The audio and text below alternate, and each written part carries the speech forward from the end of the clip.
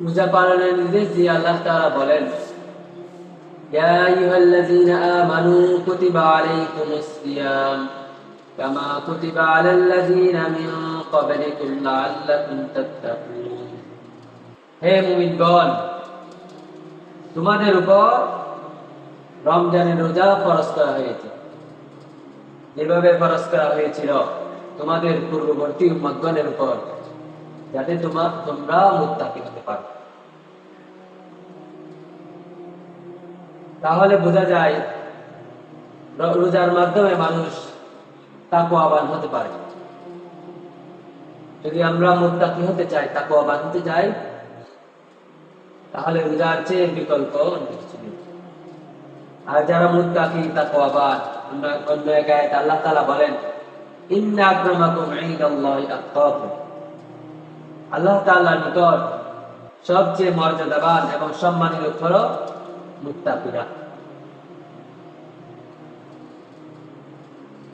এই রমজান মাস হলো তাকওয়া অর্জনের মাস। মানুষ নফস এবং শয়তানের ধারণায় তাই করে মানুষ গুনাহ করে, গুনাহ হয়ে যায়। কিন্তু আল্লাহ তাআলা অবশ্যই মাফ করবেন যদি আল্লাহ তাআলার কাছে তওবা করি। এই রমজান মাস হলো আমাদের একটি সুযোগ গুনাহ মাফ চাওয়ার, আল্লাহ তাআলার কাছ থেকে মাফ চেয়ে নেওয়ার।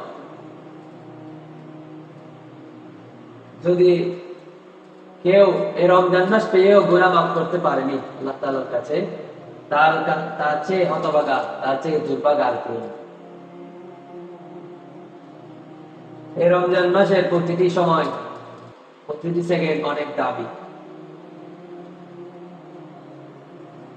12 মাসের চেয়ে সবচেয়ে শ্রেষ্ঠ মাস হলো এই রমজান মাস।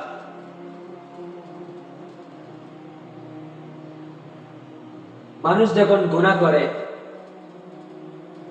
যদি সে আল্লাহ তাআলার কাছে মাফ না চায়, গুনাহ করতে করতে তার অন্তর এমন হয়ে যায়, এমন কালো হয়ে যায়,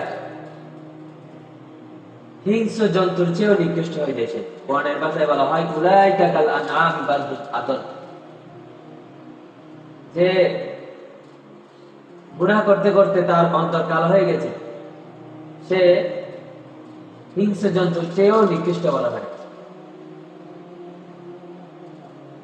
আর যে গুনাহ করার পরে আল্লাহ তাআলার কাছে তওবা চায়, আল্লাহ তাআলার কাছে মাফ চায়, হাদিস পাকের মধ্যে